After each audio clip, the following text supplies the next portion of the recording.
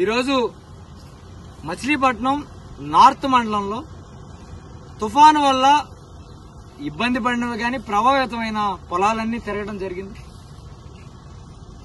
ఏ గ్రామానికి వెళ్ళినా రైతులు చెప్తుంది ఒకటే మాట, ఇంత తుఫాను వచ్చిందండి, ప్రభుత్వం నుంచి ఒకళ్ళు వచ్చి ఒక క్లారిటీ మాకు ఇవ్వాలా, కాగితాలు ఇవ్వండి మేము చూస్తామంటున్నారు తప్పితే ఇంతవరకు ఇలా చేస్తాం, మీకు ఇన్పుట్ సబ్సిడీ ఇస్తున్నాం, లేదా మీకు ఇన్సూరెన్స్ చేయలేదు అయినా కూడా ప్రభుత్వం పెద్ద మనసుతో ఎంతో కొంత మీకు ఇస్తాం అని ఒక మాట చెప్పలేదండి.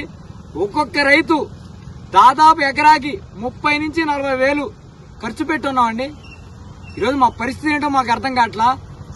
మొన్న పంట ఏమో అధిక వర్షాల వల్ల పోయిందని బాధపడుతుంటే, ఇంకో పంట ఈ చంద్రబాబు నాయుడు గారు వచ్చాక ఒక పంట తక్కువ రేటుకి అమ్ముతున్నామని ఇంకో బాధపడుతుంటే, ఈరోజు ఈ పంటకి మా పరిస్థితి ఏంటో కూడా అర్థం కాని పరిస్థితిలో ఉన్నాం. ఒకప్పుడు జగన్ గారి ప్రభుత్వంలో ఇన్సూరెన్స్ ప్రభుత్వమే డబ్బులు కట్టేది, అసలు ఇన్సూరెన్స్ చేయించుకోవాలి ఎట్టాగో ఏంటో మాకు తెలిసేది కాదు.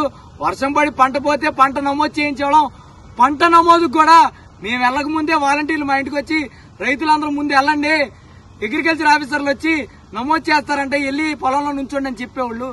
ఈరోజు చెప్పే నాదుడు లేడు, ఇన్సూరెన్స్ వస్తుందో రాదో తెలీదు. పైపెచ్చు నీకు ఇన్సూరెన్స్ రావాలంటే 850 రూపాయలు నువ్వు కట్టాలి, కడితే కూడా ఎకరానికి 850 రూపాయలు నువ్వు కట్టాలి, కడితే కూడా శాంపుల్స్ తీసినప్పుడు ఊరందరి యూనిట్ మీద కూడా యావరేజ్ మీద నీకు తక్కువ వస్తేనే వస్తుంది, లేకపోతే వస్తుందో రాదో కూడా గ్యారంటీ లేదని అధికారులు కూడా చెప్పే పరిస్థితి బట్టి మేము అది కూడా కట్టలేదండి.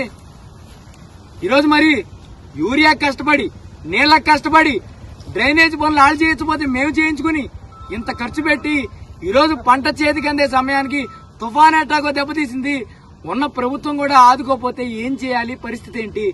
రేపైనా వీళ్ళు వచ్చాక కొత్త గొప్ప ఇన్పుట్ సబ్సిడీ ఇచ్చినా కూడా మా పేర్లు రాస్తారని లేదండి. ఎందుకంటే వీళ్ళకి నచ్చిన వాడికి ఇంటికి పిలిచి రాసుకుంటున్నారండి. ఎక్కడా పొలాలకు వచ్చి తీసుకున్న దాఖలాలు లేవు. ఇంటికి పిలిచి తెలుగుదేశం నాయకుడు ఇంటికి పిలిచి అతనికి ఇచ్చేదేదో ఇస్తేనో, లేదా అతనికి ఇతను చెంచాగిరి చేస్తేనో ఇస్తున్నారు తప్పితే నిజమైన రైతు ఎవరు లబ్ధి పొందట్లేదండి. ఇట్లా గానీ జరిగితే తొందరలోనే రైతులందరూ వ్యవసాయం మానుకునే పరిస్థితి వచ్చేటట్టు ఉందని రైతులు భయాన్ని వ్యక్తం చేస్తున్నారు. చంద్రబాబు నాయుడు గారికి లేదా ఆయనతో ఉన్న నాయకులకి, ఇక్కడ ఉన్న లోకల్ మంత్రి గారికి ఎట్టాగో పట్టదు కాబట్టి నా వీడియో గాని అధికారులకి, ముఖ్యంగా కలెక్టర్ గారికి రీచ్ అయితే ఎక్కడో కొద్దిగా మీరేమన్నా రైతులకి న్యాయం చేస్తారని చిన్న నమ్మకం ఉంది సార్. ఖచ్చితంగా ఈ రైతులకి మీరు దాదాపు ఎకరాకి 25 నుంచి 30 వేలు ఇవ్వకపోతే కనుక రైతులకి ఆత్మహత్య తప్పితే వేరే దిక్కులేదు సార్. దయచేసి గవర్నమెంట్ తో మాట్లాడి ఇక్కడ పరిస్థితి చెప్పండి. మిమ్మల్ని ఎందుకు నమ్ముకున్నామంటే మీడియా రైతులు ఎంత ఇబ్బంది పడుతున్నారు, ఇట్లా ఇన్పుట్ సబ్సిడీ ఇవ్వాలి అని చెప్పాల్సింది పోగా చంద్రబాబు నాయుడు గారు తుఫాన్ని అడ్డు తరలిస్తాడు, తుఫాన్ని చేత్తో తిప్పేస్తాడు అని హాస్యాలు చెప్తుంటే ఈరోజు ఈ రైతు పరిస్థితి చూస్తాకి ఒక్క మీడియా వాళ్ళు కూడా రాకపోతే ఈరోజు మేము వచ్చి మీకు వెళ్లబుచ్చుకున్నాం సార్. దయచేసి కలెక్టర్ గారు చూసించో ఖచ్చితంగా ఈ రైతులను ఆదుకోవటానికి ప్రభుత్వం ద్వారా ఏదో ఒక సహాయం అందించాలని, అది అవ్వకపోతే కనుక రోజుల వ్యవధిలో రైతులందరితో కలిసి వచ్చి ఖచ్చితంగా కలెక్టర్ ఆఫీస్ చుట్టుముట్టి మీ దగ్గరకు వచ్చే మాకు ధర్నాలు, దీక్షలు, మిమ్మల్ని బెదిరించడాలు రావు సార్. ఇక్కడ ఉన్న చిన్నకారు రైతులు మీ దగ్గరకు వచ్చి మా బాధలు వెళ్లబుచ్చుకుని మా బాధ చూసాక కూడా ఇక గత్యంతరం లేక మీరేం చేయలేనని చెప్తే అప్పుడు మేమేం చేయాలో మార్గం చూసుకుంటామని మీకు తెలియజేస్తూ ఖచ్చితంగా ఈ రైతులందరినీ ఆదుకుని రేపు వ్యవసాయం బాగుంటేనే, రేపు చంద్రబాబు నాయుడు గారు వ్యవసాయం పోవాలనే కోరుకునేవాడు కాబట్టి మీరైనా వ్యవసాయం విలువ రైతు కుటుంబం నుంచి వచ్చారని నేను అనుకుంటూ ఖచ్చితంగా ఈ రైతులను ఆదుకోమని కోరుకుంటూ సెలవు తీసుకుంటాను.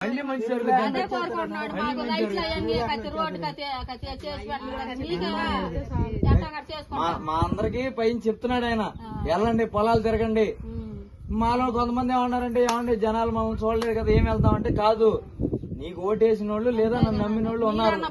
మీరన్నా మా కాడికి వెళ్ళదాకా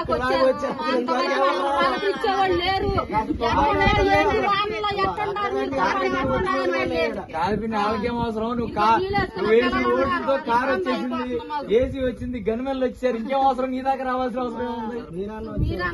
రావాలి ధైర్యంగా ఉండండి, ధైర్యంగా ఉండండి, మంచి రోజులు వస్తాయి, ధైర్యంగా ఉండండి. వస్తానే ఉంటాం.